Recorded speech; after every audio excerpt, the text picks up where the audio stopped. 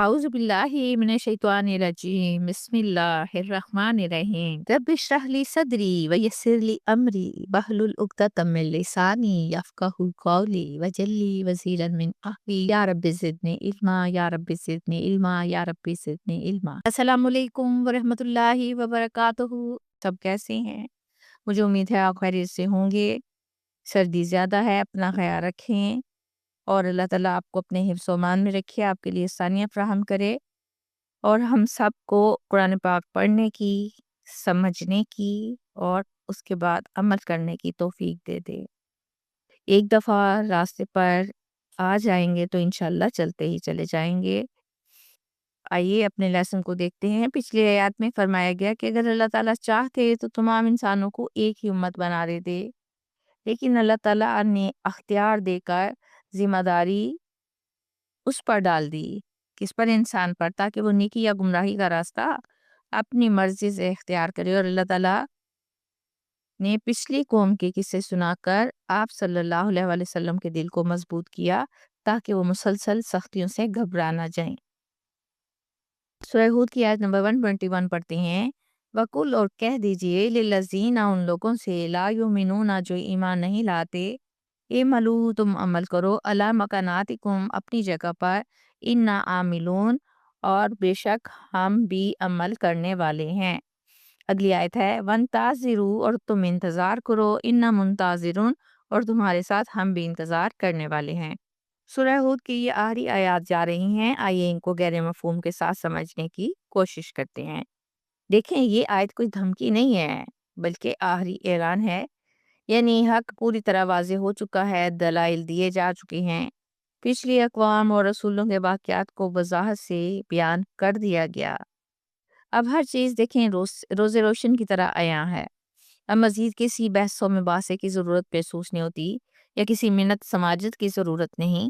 اللہ تعالیٰ حضرت محمد صلی اللہ علیہ وآلہ وسلم سے فرما رہے ہیں کہ آپ ان لوگوں کو جو ایمان نہیں لائے ان سے کہہ دیجئے کہ ٹھیک ہے، تم اپنی ضد، اپنے طریقے اور اپنے نظریے پر جمے رہو۔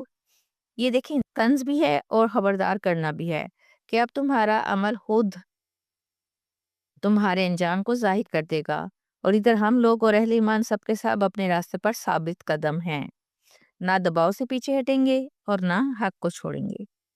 یہ دراصل حق و باطل کے درمیان حد بندی ہے۔ آیت نمبر 122 میں دراصل جو ہے آخری وارننگ ہے، نہ بحث باقی ہے، نہ دلیل کی کمی ہے، نہ کوئی حجت، نہ تمام ہے، سب کچھ واضح ہے۔ یعنی اب تم اپنے انجام کا انتظار کرو۔ اس انتظار کا مطلب ہے کہ دنیا میں بھی اللہ تعالیٰ کا فیصلہ آ سکتا ہے اور آخرت کا قطعی فیصلہ بھی مراد ہو سکتا ہے۔ یہاں کوئی جلد بازی نہیں، اور تمہارے ساتھ یعنی کہ ہم لوگ، یعنی رسول پاک صلی اللہ علیہ وآلہ وسلم اور اہل ایمان بھی پورے یقین کے ساتھ اللہ تعالیٰ کے فیصلے کے منتظر ہیں۔ اب اس انتظار میں خوف نہیں ہے، یہ اعتماد اور یقین کا سفر ہے۔ اس سے پتہ چلتا ہے کہ حق پر رہنے والوں کو انجام سے ڈر نہیں لگتا، صرف باطل لوگ ہی تغییر کو غنیمت سمجھتے ہیں۔ گویا پوری صورت خاموش ہو جاتی ہے اور فیصلہ اللہ پر چھوڑ دیا جاتا ہے۔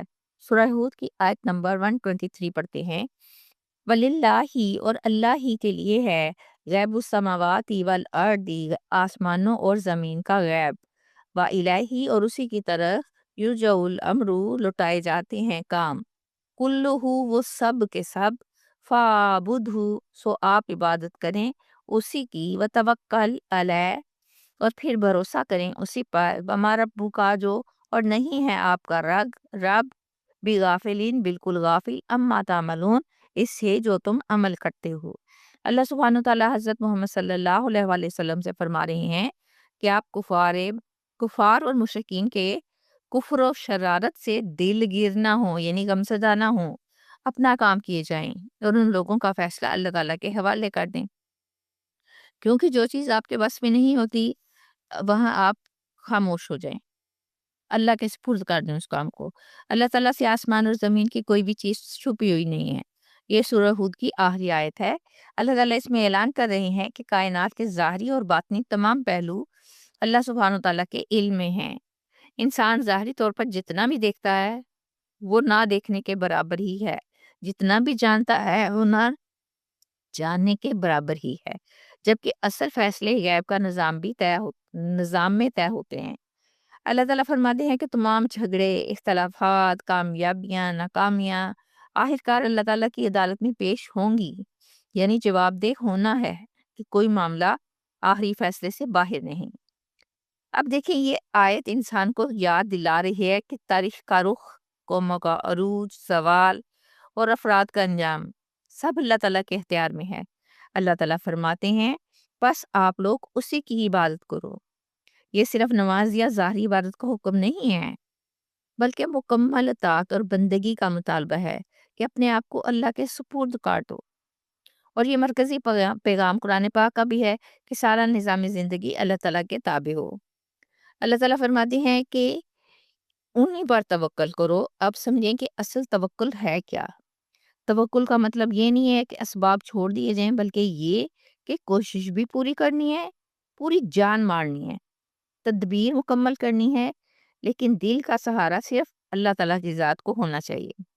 قرآن پاک کہتا ہے کہ پہلے عبادت یعنی اطاعت اور پھر توکل۔ آئیے دیکھتے ہیں کہ ہمارے معاشرے میں توکل کہاں ہے۔ آج کل آج توکل زبان پر اللہ کا ہے، مگر دل کا سہارا کہیں اور ہے۔ وہ کیسے؟ اب دیکھیں، رزق میں توکل اللہ تعالیٰ پر ہونا چاہیے نا، لیکن آج نوکری، بزنس، سفارش، بیرون ملک مواقع، یہ سب رازق بن گئے ہیں۔ صحت میں توکل کی بات کریں تو اللہ تعالیٰ شافی ہیں، لیکن ڈاکٹر، رپورٹ، دوائی اللہ تعالیٰ سے پہلے ذہن میں آتے ہیں۔ اولاد کے معاملے میں توکل اللہ تعالیٰ پر ہونا چاہیے، لیکن ٹیوشن، کوچنگ اور تعلقات اصل سہارا بن گئے ہیں۔ عزت و تحفظ کی بات کریں تو بھروسہ اللہ پر ہونا چاہیے، لیکن طاقتور رشتے، سیاسی اثرات اور پیسہ ڈھال سمجھے جاتے ہیں۔ یہ سب اسباب ہیں۔ اب مسئلہ کہاں ہے؟ مسئلہ دل کے اعتماد میں ہے۔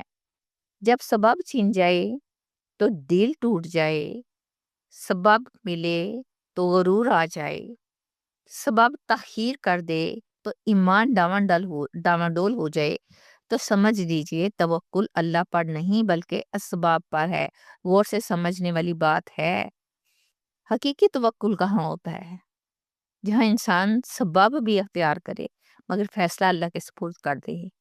اگر نتیجہ خلاف آئے تو شکوہ نہ کرے، اور کامیابی مل جائے تو خود کو کچھ نہ سمجھے۔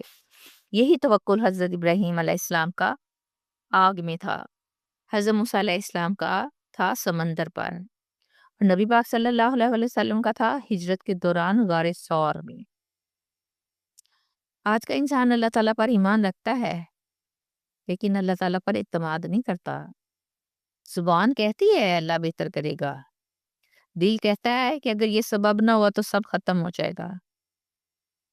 مجھے امید ہے کہ توکل کا موضوع ہمیں اچھی طرح سمجھ میں آ گیا ہے۔ آیت کے آخری حصے میں اللہ تعالیٰ فرماتے ہیں کہ تیرا رب غافل نہیں ان کاموں سے جو تم کرتے ہو۔ یہ آیت کا اخلاقی اختتام ہے۔ ہمیں یقین دہانی کرائی گئی ہے کہ نہ کوئی نیکی رائے گان جائے گی اور نہ کوئی بدی نظر انداز ہوگی۔ ہر عمل اپنے وقت پر نتیجہ دکھائے گا۔ اب دیکھیں دنیا میں بھی اور آخرت میں بھی کیا ہوگا؟ جو ہمارے کیے ہوئے عمل ہوں گے ان کا نتیجہ ہوگا۔ انجام اللہ تعالیٰ کے ہاتھ میں ہے، ذمہ داری انسان کے کندھوں پر ہے، اور کامیابی صرف عبادت اور توکل کے راستے میں ہے۔